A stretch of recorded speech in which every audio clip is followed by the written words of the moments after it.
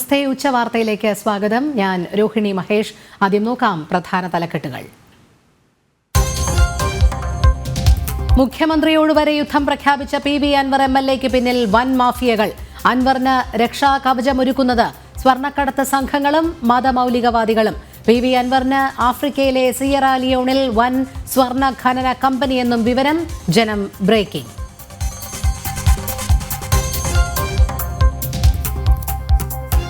പീഡനക്കേസിൽ ജാമ്യം തേടി നടൻ സിദ്ദിഖ് സുപ്രീം കോടതിയിലേക്ക്. തടസ്സ ഹർജി നൽകി പരാതിക്കാരി. MLA സ്ഥാനം രാജിവെക്കണോ എന്നത് നടൻ മുകേഷ് സ്വയം തീരുമാനിക്കട്ടെ എന്ന് CPM നേതാവ് PK ശ്രീമതി. മുകേഷ് MLA സ്ഥാനം രാജിവെക്കണമെന്ന് K സുരേന്ദ്രൻ.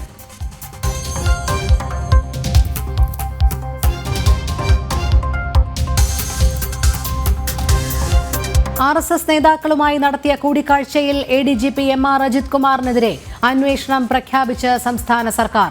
നടപടി DGPയുടെയും CPIയുടെയും സമ്മർദ്ദത്തെ തുടർന്ന്. അന്വേഷണത്തെ പരിഹസിച്ച് PV അൻവർ. തൃശൂർ പൂരം കലക്കലിൽ തുടരന്വേഷണ സൂചന നൽകി മുഖ്യമന്ത്രി.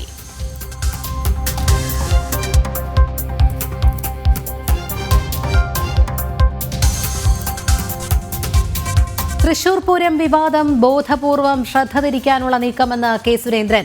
തിരുവമ്പാടി ദേവസ്വത്തെ പ്രതിയാക്കാനുള്ള നീക്കം അംഗീകരിക്കില്ല. ADGPയും DGPയും തമ്മിലുള്ള തർക്കം BJPയുടെ തലയിലിടേണ്ടെന്നും സുരേന്ദ്രൻ.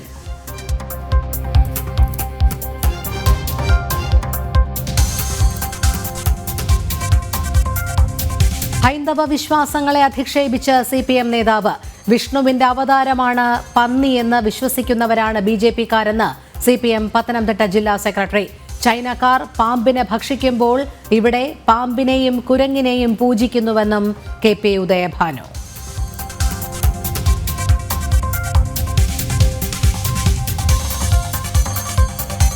ജമ്മുകാശ്മീരിൽ നിയമസഭാ തെരഞ്ഞെടുപ്പിന്റെ രണ്ടാം ഘട്ട വോട്ടെടുപ്പ് തുടരുന്നു.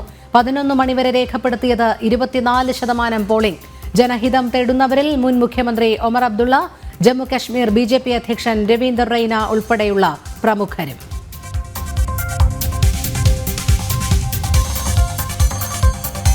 ഒളിമ്പ്യൻ PR ശ്രീജേഷിനോട് അവഗണന തുടർന്ന് സംസ്ഥാന സർക്കാർ. അനുമോദന ചടങ്ങ് റദ്ദാക്കിയതിന് പിന്നാലെ 2 കോടിയുടെ സമ്മാന തുകയും കൈമാറിയില്ല. ഒളിമ്പ്യാഡ് ജേതാക്കൾക്ക് തമിഴ്നാടടക്കം പാരിതോഷികം കൈമാറിയിട്ടും കണ്ണു തുറക്കാതെ കേരള കായിക വകുപ്പ്.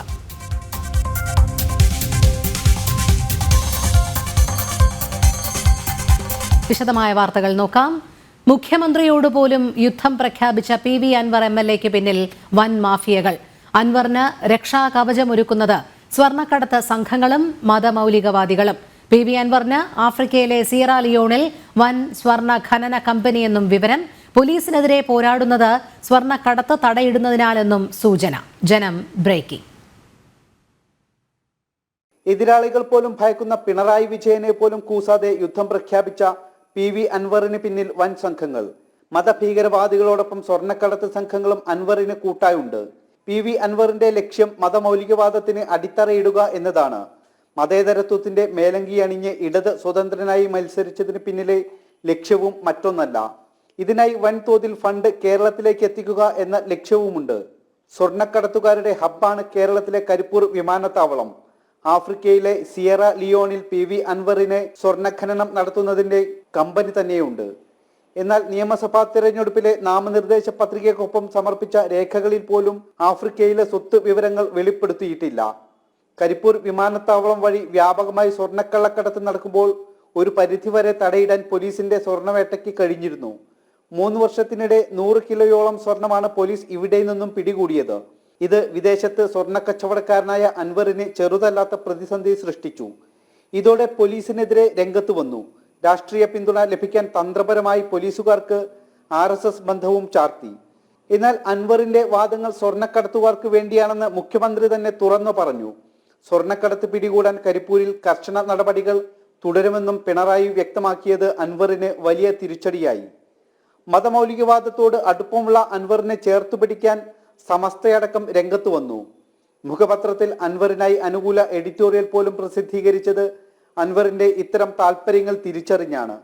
അൻവറിന്റെ ഓരോ നീക്കങ്ങളിലും ഇടപെടലുകളിലും കേന്ദ്ര ഏജൻസികളും അന്വേഷണം ആരംഭിച്ചിട്ടുണ്ട്. ശിവദാസ് കന്മനം, ജനം, മലപ്പുറം.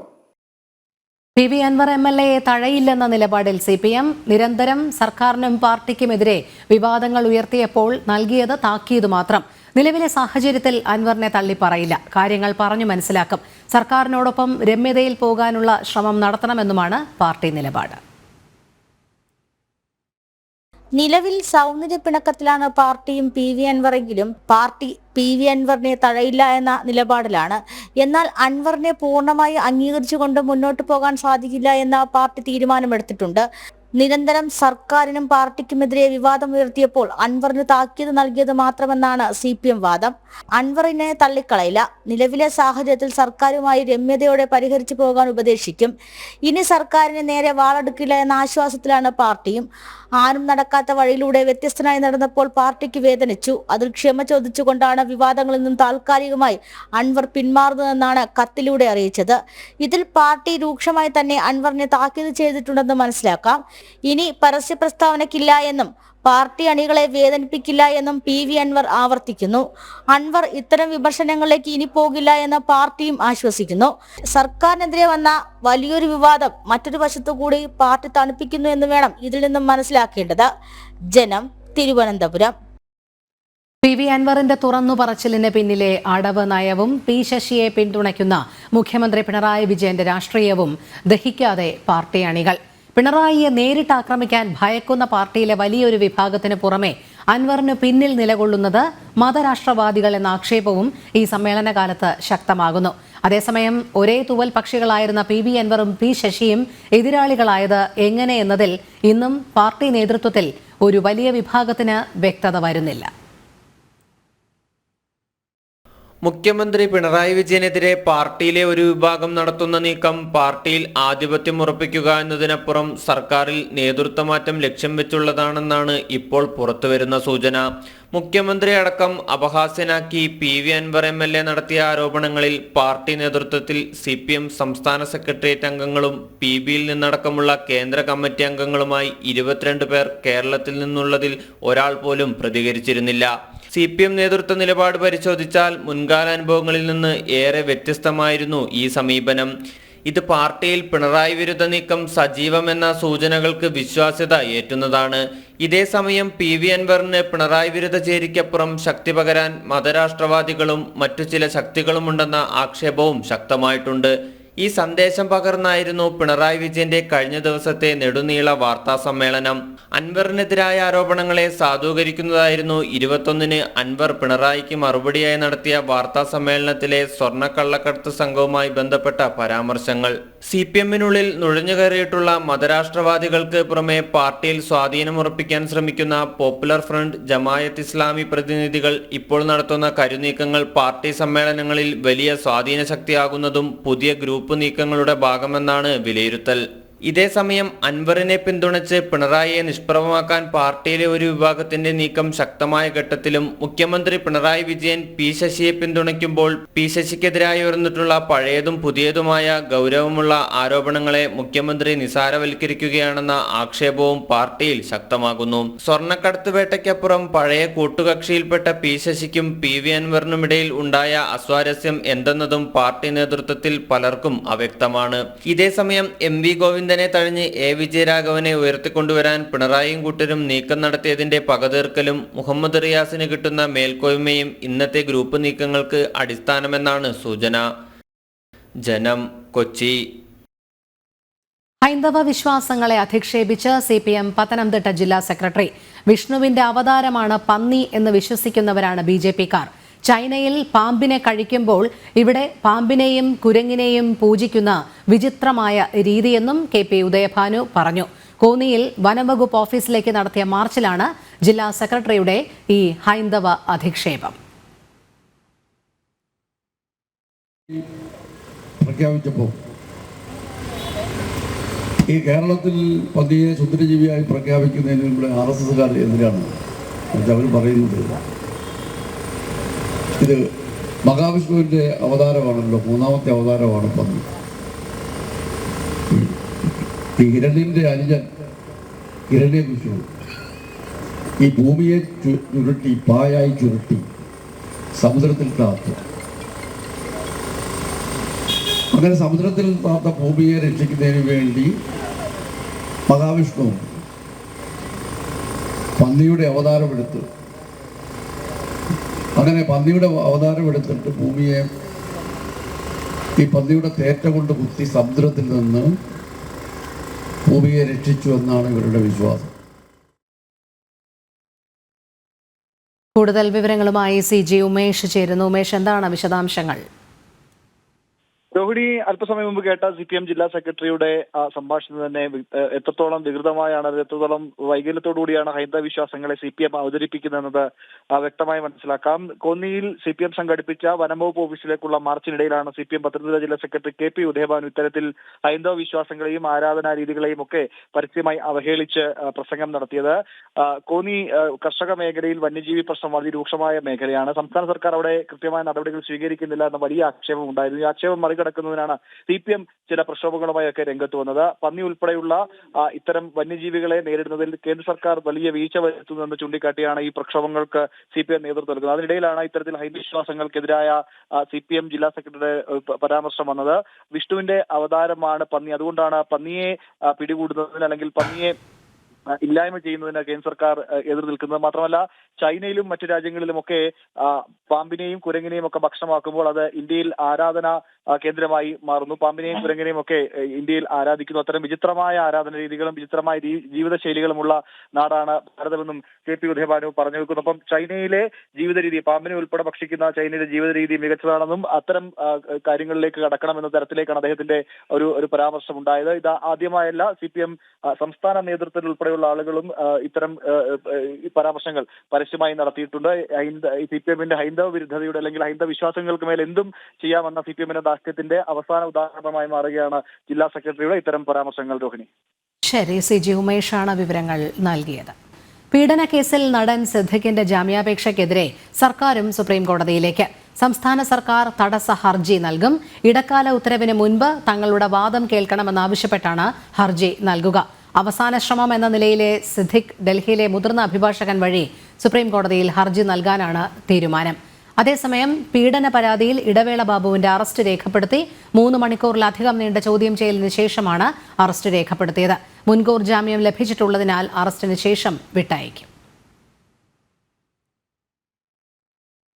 സിനിമാ മേഖലയിൽ സ്ത്രീകൾ നേരിടുന്ന പ്രതിസന്ധികളും പരാതികളും അറിയിക്കാൻ ടോൾ ഫ്രീ നമ്പറുമായി ഫെഫ്ക. പരാതി അറിയിക്കാൻ 24 മണിക്കൂർ സേവനം ഇന്നു മുതൽ ആരംഭിച്ചു. 89 90 59 99 46 എന്നീ നമ്പറുകളിലാണ് സേവനം ലഭ്യമാകുന്നത്. ഹേമ കമ്മിറ്റി റിപ്പോർട്ടിന് പിന്നാലെയാണ് ഫെഫ്കയുടെ ഇടപെടൽ.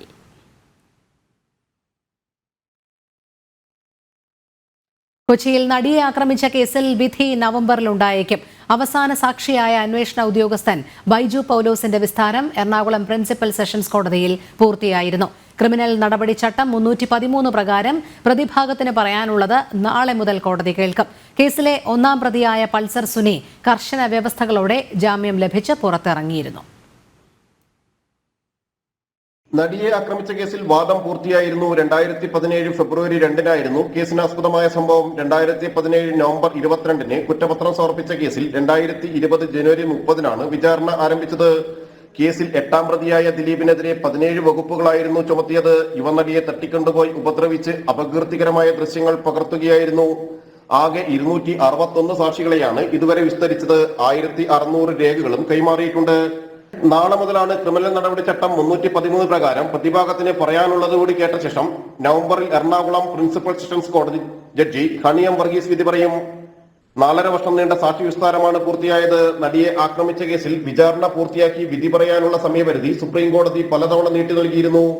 അന്വേഷണ ഉദ്യോഗസ്ഥനായ ബൈജു പൗലോസിന്റെ വിസ്താരത്തിന് 109 ദിവസമെടുത്തു. പ്രോസിക്യൂഷൻ വിസ്താരം 18 ദിവസം കൊണ്ട് പൂർത്തിയായപ്പോൾ പ്രതിഭാഗം നടത്തിയ വിസ്താരമാണ് ഏറെ നീണ്ടത്. കേസിൽ 1-ാം പ്രതിയായ പൾസർ സുനിക്ക് കർശന ഉപാധികളോടെ കോടതി ജാമ്യം നൽകിയിരുന്നു. സുപ്രീം കോടതി ജാമ്യം അനുവദിച്ചതിനെ തുടർന്ന് വിചാരണ കോടതിയാണ് ജാമ്യവ്യവസ്ഥകൾ നിശ്ചയിച്ചത്. 7 വർഷത്തിന് ശേഷമായിരുന്നു പൾസർ സുനി ജയിൽ മോചിതനായത്. ജനം, കൊച്ചി. മുകേഷിനെ പിന്തുണയ്ക്കാതെ CPM കേന്ദ്ര കമ്മിറ്റി അംഗം PK ശ്രീമതി. മുകേഷ് രാജിവെക്കണമോ എന്ന കാര്യത്തിൽ തീരുമാനിക്കേണ്ടത് മുകേഷ് തന്നെയാണ്. രാജിവെക്കണോ എന്നത് മുകേഷിന്റെ ഔചിത്യമെന്ന് ശ്രീമതി തിരുവനന്തപുരത്ത് പറഞ്ഞു. കോടതിയിൽ നിയമപരമായ ഒരു പോരാട്ടം നടക്കുന്ന സന്ദർഭത്തിൽ അദ്ദേഹത്തിന്റെ വാദവും മറ്റുള്ളവരുടെ വാദവും ഉയർത്തിക്കൊണ്ടിരുമ്പോൾ ഏതാണ് ശരി തെറ്റ് എന്ന് തീരുമാനിക്കാൻ കഴിയുക കോടതിക്കാണ്. അപ്പോൾ കോടതിയുടെ തീരുമാനം വരുന്നവരെ കുറ്റാരോപിതൻ മാത്രമാണ്.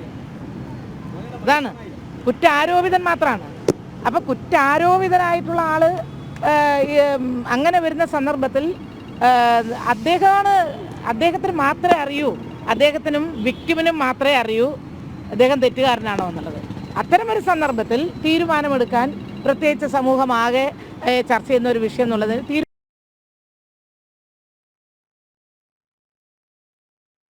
സ്ത്രീപീഡന കേസിൽ അറസ്റ്റിലായ മുകേഷ് MLA സ്ഥാനം രാജിവെക്കണമെന്ന് BJP സംസ്ഥാന അധ്യക്ഷൻ കെ സുരേന്ദ്രൻ. മുഖ്യമന്ത്രി എന്തുകൊണ്ടാണ് രാജി ആവശ്യപ്പെടാത്തത്? നടൻ സിദ്ദിഖ് എവിടെയുണ്ടെന്ന് പോലീസിനറിയാം. സുപ്രീം കോടതിയിൽ നിന്ന് ജാമ്യം നേടാനുള്ള വഴിയൊരുക്കുകയാണ് പോലീസ്. ADGP RSS നേതാക്കളുമായുള്ള കൂടിക്കാഴ്ചയിൽ ഒന്നും മറച്ചുവെക്കാനില്ലെന്നും കെ സുരേന്ദ്രൻ പറഞ്ഞു. ഇവിടെ അടിസ്ഥാനപരമായ പ്രശ്നമുണ്ട്.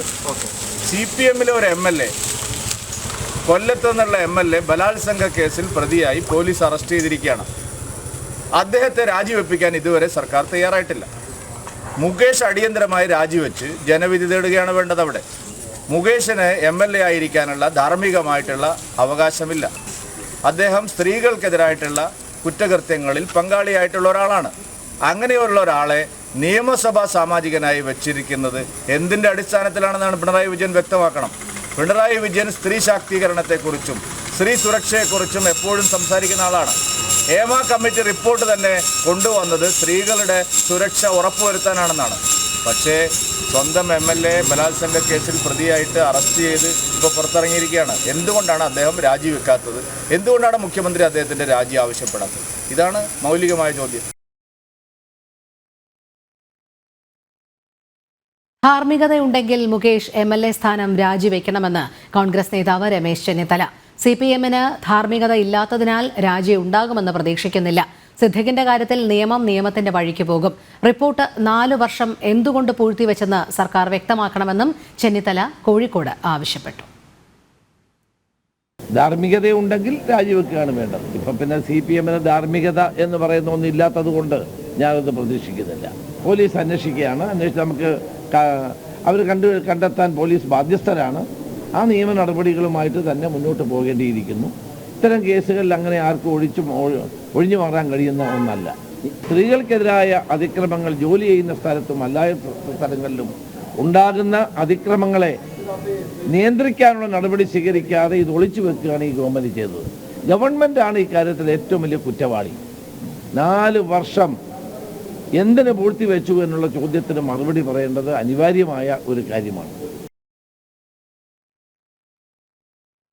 CPM നേതൃത്വത്തെ വെല്ലുവിളിച്ച് PV അൻവർ MLA. പരസ്യ പ്രസ്താവന പാടില്ലെന്ന നേതൃത്വത്തിന്റെ നിർദ്ദേശം മറികടന്നാണ് അൻവറിന്റെ പ്രതികരണം. മുഖ്യമന്ത്രിക്ക് കാര്യങ്ങൾ ബോധ്യമാകാൻ സമയമെടുക്കുമെന്നും അൻവർ, ADGPയെ ഡിസ്മിസ് ചെയ്യണമെന്നും അൻവർ മലപ്പുറത്ത് ആവശ്യപ്പെട്ടു. ADGP MR Ajith Kumar RSS നേതാക്കളെ കണ്ടതിൽ അന്വേഷണത്തിന് ഉത്തരവിട്ട മുഖ്യമന്ത്രി. DGP ഷെയ്ഖ് ദർവേഷ് സാഹിബിനാണ് അന്വേഷണ ചുമതല. സർവീസ് ചട്ടലംഘനം അടക്കം നടന്നിട്ടുണ്ടോ എന്നതിൽ പ്രാഥമിക പരിശോധനയാണ് നടക്കുക. ADGPക്കൊപ്പം RSS നേതാക്കളെ കണ്ടവരുടെ മൊഴിയെടുക്കും. ഇടത് മുന്നണി യോഗത്തിൽ അന്വേഷണം ഉറപ്പു നൽകിയ ശേഷം 2 ആഴ്ച കഴിഞ്ഞ ശേഷമാണ് ഉത്തരവിറക്കുന്നത്. തൃശൂർ പൂരം കലക്കിയതിൽ തുടരന്വേഷണത്തിനുള്ള സൂചന നൽകി മുഖ്യമന്ത്രി. അന്വേഷണ റിപ്പോർട്ട് DGP കൈമാറിയതായി മുഖ്യമന്ത്രി മന്ത്രിസഭാ യോഗത്തിൽ അറിയിച്ചു. ആഭ്യന്തര സെക്രട്ടറിയുടെ പരിശോധനയ്ക്ക് ശേഷം തുടർ നടപടിയെന്നും പിണറായി പറഞ്ഞു. തൃശൂർ പൂര വിവാദത്തിൽ ADGP MR അജിത് കുമാറാണ് റിപ്പോർട്ട് തയ്യാറാക്കിയത്.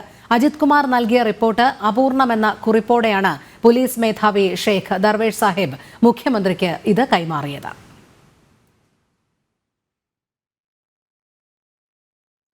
തൃശൂർ പൂരം വിവാദം ബോധപൂർവം ശ്രദ്ധ തിരിക്കാനുള്ള നീക്കമെന്ന് BJP സംസ്ഥാന അധ്യക്ഷൻ കെ സുരേന്ദ്രൻ. തിരുവമ്പാടി ദേവസ്വത്തെ പ്രതിയാക്കാനുള്ള നീക്കം അംഗീകരിക്കില്ല. ADGPയും DGPയും തമ്മിലുള്ള തർക്കം BJPയുടെ തലയിലിടേണ്ടെന്നും സുരേന്ദ്രൻ കോഴിക്കോട് പറഞ്ഞു. ഒരു തരത്തിലും അത് അംഗീകരിക്കാൻ കഴിയുന്ന കാര്യമല്ല. തൃശൂർ പൂരവുമായി ബന്ധപ്പെട്ട് എന്തെങ്കിലും പ്രശ്നങ്ങൾ ഉണ്ടായിട്ടുണ്ടെങ്കിൽ അത് ആഭ്യന്തര വകുപ്പിന് ശരിയായി പരിശോധിച്ച് കണ്ടുപിടിച്ച് ജനങ്ങളോട് തുറന്നു പറയാവുന്നതാണ്. അതിൻ്റെ മറവിൽ ഉയർന്നു വന്നിട്ടുള്ള ഗൗരവമായിട്ടുള്ള വിഷയങ്ങൾ, ആ പ്രശ്നങ്ങളിൽ നിന്ന് ശ്രദ്ധ തിരിച്ചുവിടാനാണ് ഇപ്പോൾ സർക്കാർ ശ്രമിക്കുന്നത്. ADGPക്ക് തെറ്റുപറ്റിയിട്ടുണ്ടെങ്കിൽ അത് മുഖ്യമന്ത്രിയാണ് അതിന് മറുപടി പറയേണ്ടത്. പക്ഷേ തിരുവമ്പാടി ദേവസ്വം തൃശ്ശൂർ പൂരം അലങ്കോലപ്പാക്കാൻ ശ്രമിച്ചു എന്നൊക്കെയുള്ള നിലപാടുമായിട്ട് വരുന്നത് അങ്ങേയറ്റം പ്രകോപനപരമാണ്. അതൊരിക്കലും അംഗീകരിക്കാൻ കഴിയുന്ന കാര്യമല്ല. ADGP RSS നേതാവ് കൂടിക്കാഴ്ചയിൽ പ്രതികരിക്കാനില്ലെന്ന് ഗവർണർ ആരിഫ് മുഹമ്മദ് ഖാൻ. താൻ അന്വേഷണം ആവശ്യപ്പെട്ട മുഖ്യമന്ത്രിക്ക് കത്തുകൊടുത്തിട്ടുണ്ട്. അൻവറിന്റെ ഫോൺ ചോർത്തലിൽ മാത്രമാണ് താൻ ഇടപെട്ടതെന്നും ഗവർണർ പറഞ്ഞു. അതേസമയം വെറ്ററിനറി സർവകലാശാലയിലെ ഡീനിനെയും അസിസ്റ്റന്റ് വാർഡനെയും തിരിച്ചെടുത്ത സംഭവം ശ്രദ്ധയിൽപ്പെട്ടിട്ടില്ലെന്നും ഗവർണർ തിരുവനന്തപുരത്ത് പറഞ്ഞു. തൃശൂർ പൂരം കലക്കിയതിൽ അന്വേഷണ രീതി തന്നെ തെറ്റെന്ന് AICC general secretary KC Venugopal. പൂരത്തിന്റെ പൂർണ്ണ ചുമതലയുണ്ടായിരുന്ന ADGP തന്നെ കേസ് അന്വേഷിക്കുന്നത് ശരിയല്ല. സർക്കാരിനും CPM-നും എന്തോ ഒളിക്കാനുണ്ടെന്നും KC വേണുഗോപാൽ വയനാട്ടിൽ പറഞ്ഞു. അന്വേഷണ രീതി തന്നെ തെറ്റല്ലേ? ADGP-ക്കായിരുന്നു അവിടെ പൂർണ്ണ ഉത്തരവാദിത്വം. അദ്ദേഹം അവിടെ ഉണ്ടായിരുന്നു. അദ്ദേഹത്തെക്കുറിച്ചാണ് ആക്ഷേപം കേൾക്കുന്നത്. അപ്പോൾ അദ്ദേഹത്തിൻ്റെ ഒരു റിപ്പോർട്ട് എങ്ങനെയാണ് ഒതന്റിക് ആവുന്നത്? ഇപ്പം നമ്മളെക്കുറിച്ച് അന്വേഷിക്കാൻ നമ്മളെത്ര ചുമതലപ്പെടുത്തുകയാണോ വേണ്ടത്? ഗവൺമെൻറ് അങ്ങനെ ചെയ്യാൻ പാടുണ്ടായിരുന്നോ? സത്യത്തിൽ ഗവൺമെൻറ് ചെയ്തത് തെറ്റായ കാര്യമല്ലേ? എന്തായാലും DGP-യുടെ റിപ്പോർട്ട് വരട്ടെ. ജമ്മുകാശ്മീരിൽ നിയമസഭാ തെരഞ്ഞെടുപ്പിന്റെ 2ാം ഘട്ട വോട്ടെടുപ്പ് പുരോഗമിക്കുന്നു. 11 മണിവരെ 24% പോളിംഗ് രേഖപ്പെടുത്തി. ശ്രീനഗർ, പൂഞ്ച്, രജൌരി, റിയാസി തുടങ്ങി 6 ജില്ലകളിലായി 26 മണ്ഡലങ്ങളിലാണ് ഇന്ന് പോളിംഗ് നടക്കുന്നത്. വൈകിട്ട് 6 വരെയാണ് പോളിംഗിനുള്ള സമയം.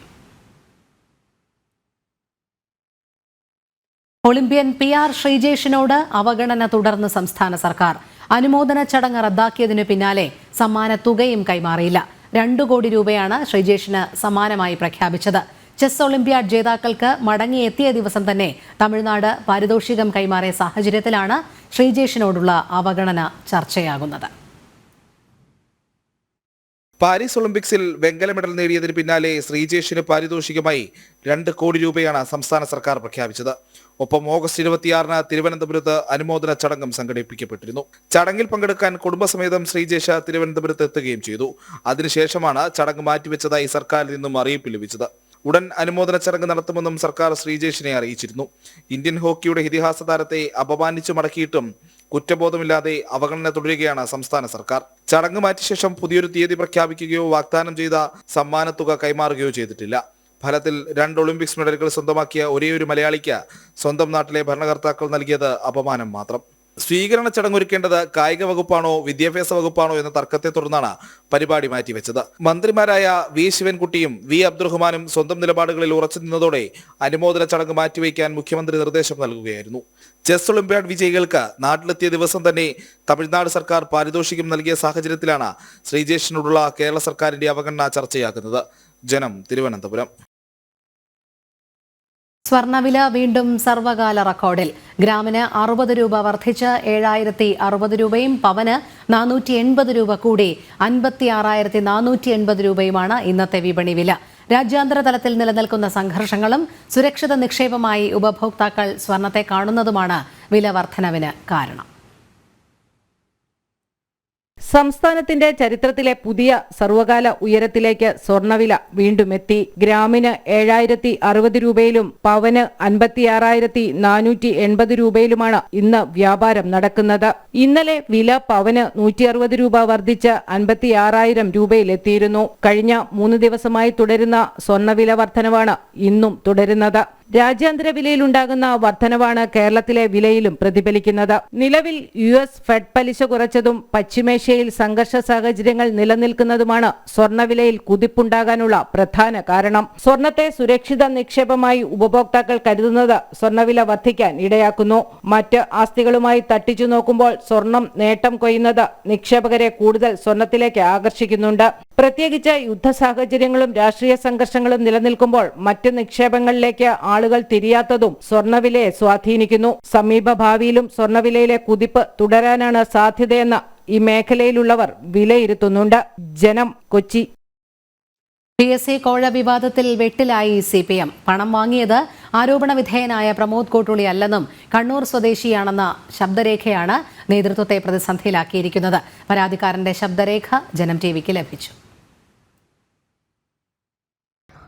വാങ്ങിയെന്ന ആരോപണത്തെ തുടർന്ന് പാർട്ടിയിൽ നിന്നും പുറത്താക്കപ്പെട്ട CPM ടൗൺ ഏരിയ കമ്മിറ്റി മുൻ മെമ്പറും CITU ജില്ലാ സെക്രട്ടറിയുമായിരുന്ന പ്രമോദ് കോട്ടൂളിയുമായുള്ള ശബ്ദ സംഭാഷണമാണ് പുറത്തു വന്നിരിക്കുന്നത്. തന്നിൽ നിന്നും പണം വാങ്ങിയത് കണ്ണൂരുകാർ ആണെന്നും തന്റെ ജീവന് ഭീഷണിയുള്ളതിനാൽ ഇനി മുന്നോട്ടു പോകാനില്ലെന്നും പരാതിക്കാരൻ പറയുന്നു.